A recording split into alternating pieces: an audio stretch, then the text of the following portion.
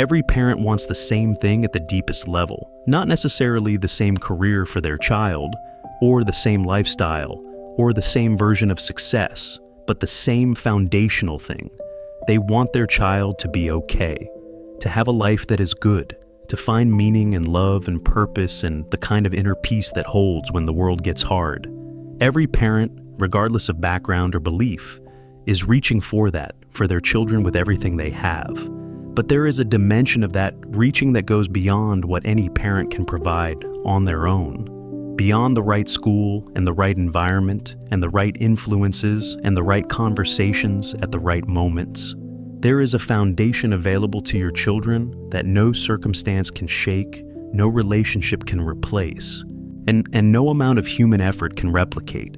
And it is the foundation of genuine, lived, daily faith, not religion, not rules, not performance, faith. A real relationship with a real God who is personally, specifically, actively invested in the life of your child in ways that you will spend a lifetime discovering. Research confirms what Scripture has declared for thousands of years. Children who are raised in an environment of genuine faith, who see it modeled, who practice it together as a family, who grow up knowing that prayer is a real conversation with a God who actually hears. These children carry something into adulthood that protects them in ways that are measurable and profound. Greater resilience, greater capacity for joy, greater resistance to the destructive behaviors that steal so many young lives. A foundation that holds when everything else is shaking. This morning, I want to pray with you over that foundation, over the faith you are building in your children's lives right now, over the seeds you are planting that you may not see fully blossom in your lifetime, over the legacy that begins with you and extends further than you can currently see. Heavenly Father, I come before you this Friday morning in the name of Jesus Christ, your Son and my Lord. I come as a parent who wants more than anything for my children to know you, really know you, not just know about you, not just carry the vocabulary of faith without the reality of it, but know you the way you can be known, personally, intimately, as the God who hears and answers and shows up and sustains and loves with a love that nothing in this world can replicate. That is my deepest prayer for my children today. Not that they would be successful by the world's standards, though I pray for that too.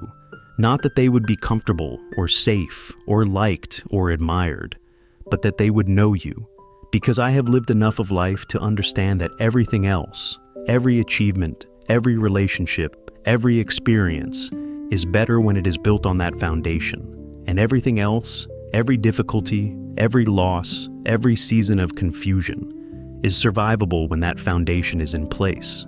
Thank you for placing my children in my life. Thank you for the specific, unrepeatable people they are. Thank you for the gifts you put in them before I ever had a chance to influence them. And thank you for the privilege, the enormous, weighty, sacred privilege of being one of the primary voices that shapes how they see you in their early years. Do not let me waste that privilege. Do not let me be so busy with the logistics of raising them that I miss the deeper assignment of pointing them toward you. Father, I pray for the seeds of faith that have already been planted in my children, the prayers they have heard, the scriptures that have been spoken over them, the moments at the dinner table when faith was woven naturally into conversation, the bedtime prayers, the times they saw me on my knees, the moments when they watched me trust you through something hard and saw that the trust was real and not performance. Your word says in Isaiah 55:11 that your word will not return to you empty, but will accomplish what you desire and achieve the purpose for which you sent it. Every word of Scripture that has ever been spoken in my children's presence, every prayer they have overheard, every truth they have been taught, and every moment they have encountered your presence even without fully understanding what they were experiencing, I declare that those seeds are alive. They are not wasted. They are not lost. They are working in the hidden places of my children's hearts and souls in ways I cannot fully see, doing exactly what you sent them to do.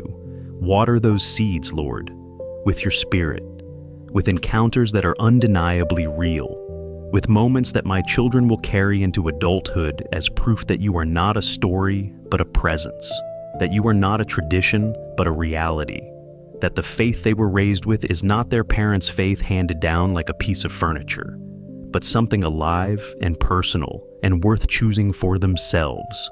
Lord, I pray for the way faith is expressed in our home, because I know that my children are learning more from what they observe than from anything I formally teach them.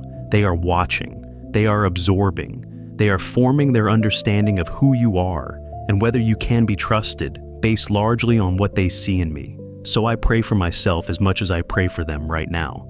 Let my faith be real in front of my children, not performed for their benefit. They will see through performance faster than anyone, but genuinely lived. Let them see me pray and know that I actually believe someone is listening. Let them see me open the Bible and know that I am reading it because it actually changes something in me. Let them see me face difficulty without falling apart and know that the peace I carry is not natural composure, but supernatural sustaining. Let them see me fail and recover with grace and know that faith is not about perfection, but about returning. Let my life be the first and most compelling argument for why knowing God is worth it. Deuteronomy 6:7 says to impress these things on your children. Talk about them when you sit at home and when you walk along the road, when you lie down and when you get up. Faith woven into the ordinary moments, not confined to Sunday morning or bedtime prayer, but present at the breakfast table and in the car on the way to school, and in the conversation about something that happened that day. Help me build that kind of home, Lord. A home where faith is the air we breathe, not the formal occasion we dress up for. Father, I pray against every force in the culture that is working to pull my children away from faith. And I want to be honest. That force is real, and it is powerful, and it is sophisticated in ways that previous generations of parents did not have to navigate. The messaging that faith is for the weak, that religion is oppressive, that science and faith are incompatible, that the traditional values my children are being raised with are outdated, harmful, or simply irrelevant to the world they are inheriting. I do not pray this in fear, I pray it in authority, because greater is He that is in my children than he that is in the world. And the God who sustained the faith of His people through every cultural opposition in every generation of human history is fully capable of sustaining it in mine. But I stand in the gap today as a parent, and I declare that the faith my children are being raised in will not be dismantled by cultural pressure.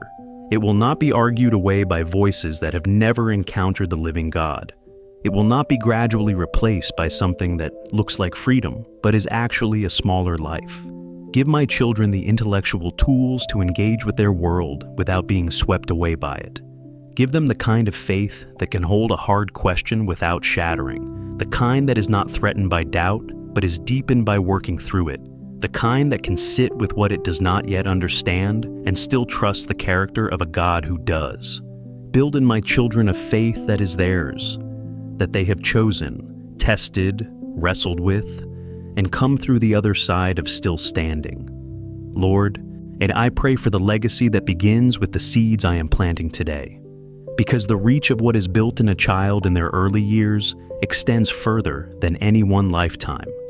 Psalm 78:4-7 says we will tell the next generation the praiseworthy deeds of the Lord, so the next generation would know them, even the children yet to be born, and they in turn would tell their children, so that they would put their trust in God.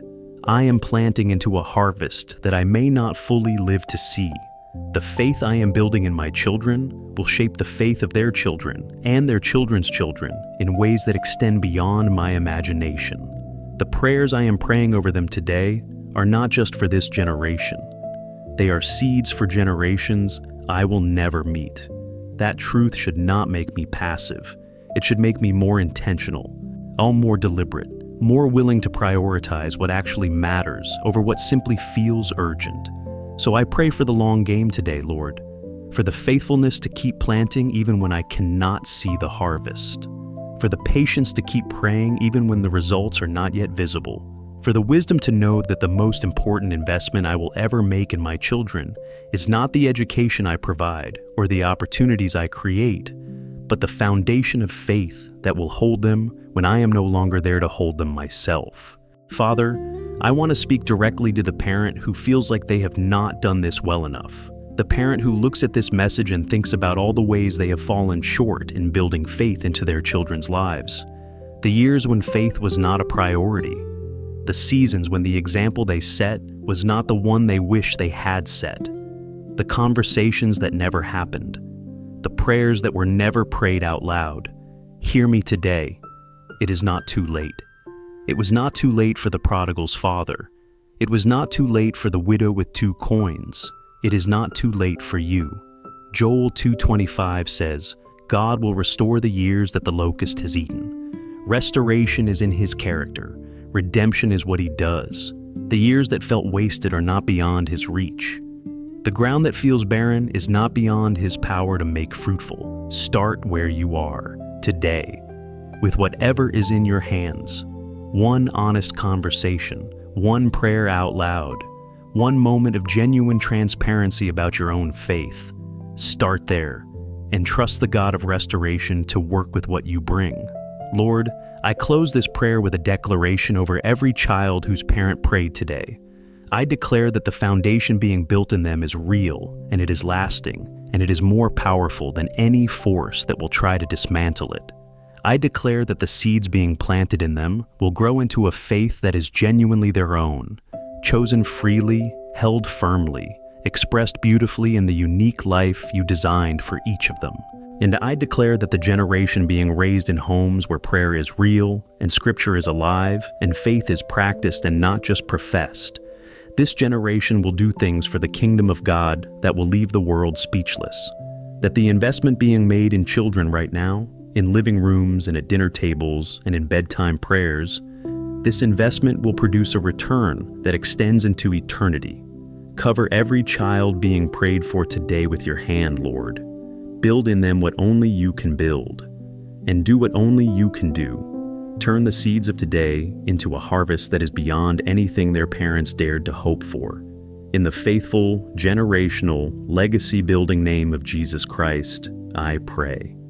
Amen and amen.